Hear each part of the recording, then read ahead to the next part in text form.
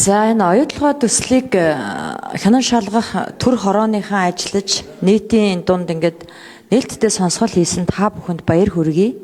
За энэ бол Монгол төрийн зүгээс хийсэн хамгийн том үйл ажиллагаа болж түүхэнд үлдэх байх гэж бодож байна. Яг л үнэн эмийг үннээр нь худлаа эмийг худлаагаар нь яг сайхан гаргаж өгсөн. За энэ оюут толгой төсөл бол манай улсад одоо маш их ашигтай ажиллаж байгаа, татвар их төлж байгаа, амнаад, хандив, тусламж, цалингийнх гэл ингээд их тийм юм ярьдаг байхгүй. Энэ нь шүү дээ 3.9 тэрбум доллар. А манай улс энэ 16 жилийн хугацаанд 20 тэрбум долларын өрөнд орсон.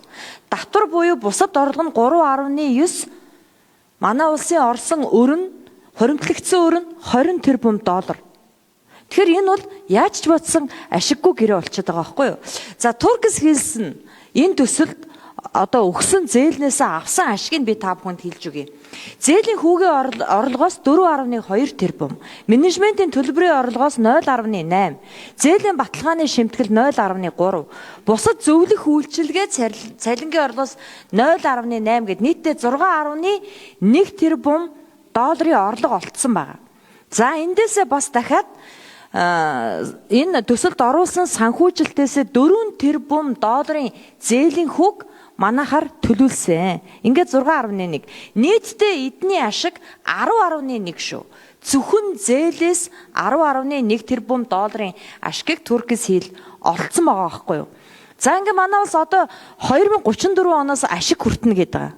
37 оноос хөдрийн агуулмжинд буурчиж байгаа. Тэгэхээр энэ төсөл анханасаа ямар зээл тавих уу, тэндээс зээлийн хүүгээр бид ямар ашиг олох уу, ямар үед хөдрийн агуулмж буурах вэ гэдгийг маш сайн бодож олсон санхүүгийн ловер гэдгийг бид ойлгож авсан.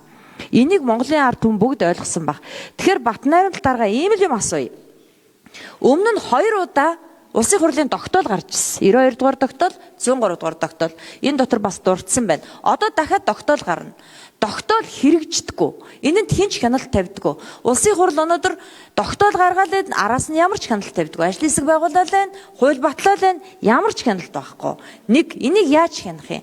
2, энэ гэрээг байгуулахад худлаа амлаж энэ гэрээг Монголын ард түмэнд ашигтай гэж тарих угааж батлуулсан хүмүүстээ өнөөдөр ямар хариуцлага тооцох юм? Санжинбаяр гэж хүн байна. Ялаа эдэлч гисэн.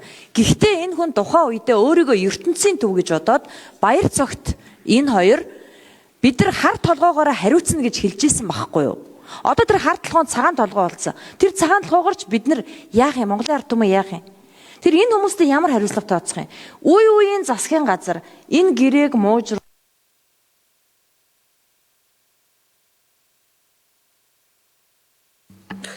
1 минут мөнх хэлсэлэг шүү.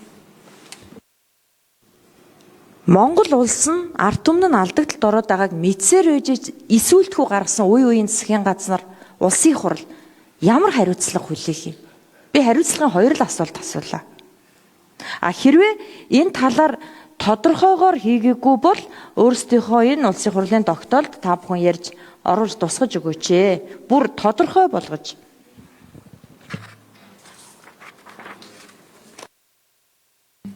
Батнайрамд гişүү.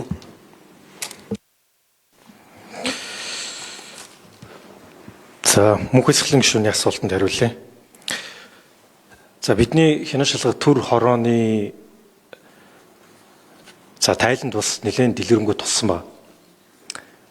Оюутлогоо төсөл дээр анх хөрөнгө оруулалтын гэрээ хийгдснээс хойш хэд хэдэн тогтоолууд гарсан. 92 дугаар тогтоол гарсан, 103 дугаар тогтоол гарсан. Хэрэгжилт нь бас одоо хүртэл хангалттай байна. 103 дугаар 92 дугаар тогтоолоос бүрэн хэрэгжилсэн нэг заалт байхгүй. 103 дугаар тогтоолоос бас хэрэгжих шатандаа гэж явж байгаа.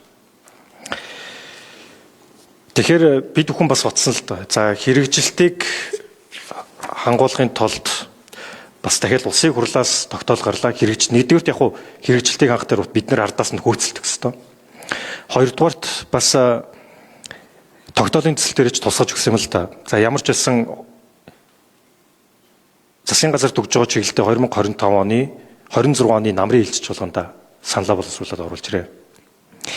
Харин энэ хугацаанд улирал тутамдаа яг өнөөдөр бидний ярьж байгаа мэрэгжлийн эдийн засгийн байнгын орон дээр танилцуулаад яв. Хэрэгжилтийг бид нар бас шаардаж явъя. Энийг засгийн газарт үүрэг болгож өгье гэж бид нар тогтоол нэлтэд оруулсан байна. Ер нь урд урдын тогтоол нэлтийг харахад ийм залт ерөөсөй байгаагүй юм бэл. Тэгэхээр энэ бол яг манай хянан шалгах төр орны эрхэм гишүүдээс гарсан санал л да. Яг таны энийг бол бид нар дотоодоор нэлээд ярьсан. Улирал тутам эдийн засгийн байнгын орон дээр яг энэ хэрэгжилт нь юу болж байгааг бүгдээрээ засгийн газарт даалгаад хангаад явъя. Санал боловсруулаад дуусаад энэ хугацаа дуустал нь хэрэгжилтийг нь хангаад яв. Тэрнээс цаашаага бас бид нар хэрэгжилтэд шаардаж явах хэрэгтэй. Улсын хурлын тогтоол болж гарсан бол засгийн газар хэрэгжүүлэх үүрэгтэй. Үүргээ биелүүлэхгүй бол хариуцлага тооцох механизм бас байгаа шүү дээ улсын хурлд. За таас хоёр дахь асуулт хариуцлага тооцохтой холбоотой асуудлууд ирж байна. Тэгэхээр энэ хянан шалгах төр хороо тэр дундаа үүний хүрээнд явуулсан сонсгол бол ерөөсөө л энэ 16 жилийн турш оюутал хоцол дээр ямар арга хэмжээ авсан юм? Ямар үйлдэлтгүүнүүд гэрсэн? Ямар эсвэлтгүүнүүд гэрсэн? Хин юу хийсэн?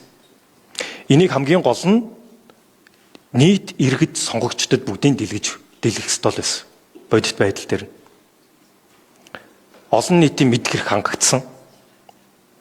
Олон нийтийн хүлээлт үүссэн. Одоо олон нийт нэгсэндээ нөгөө талаасаа шаардлага тавиад явна гэсэн үг. Энийг бас холбогдох хуулийн байгууллагууд бас бүгдээр үтсэн баг. Бид нар дээр ирж байгаа нотлох баримт за мөн одоо сонсголын үеэр хэлсэн хүмүүсийн үг бүгдээр нотлох баримтаар үлддэг. Тэгэхээр бид нар дээр бол 92 мянган хуудас за цааш 35 1 минут батны харамлал шүү. За тэгэхээр хянан шалгах төр орон дээр 92,424 хуудас нотлох баримт нэгдүгürt. Хоёрдугаарт 3 өдрийн турш 35 цагийн бичлэг үлдэж байгаа. Энэ бол бүгдээрээ нотлох баримтаар тооцогдно гэсэн үг. Тэгэхээр эндээс цаашаага холбогдох хуулийн байгууллагууд ажиллаа хийх ёстой. Улсын хурл бол ажиллаа хийсэн. Мэд хэрээр нагсан. Харин ажлаа аливаа газар хийхгүй бол олон нийтэд өөрсдөө хариулах хэрэгтэй. Яагаад болохгүй вэ? Яагаад хийхгүй вэ? Яагаад хариуцлага тооцохгүй вэ? Тэн дээр нь ард түмэнд дүн тавих хэрэгтэй гэсэн.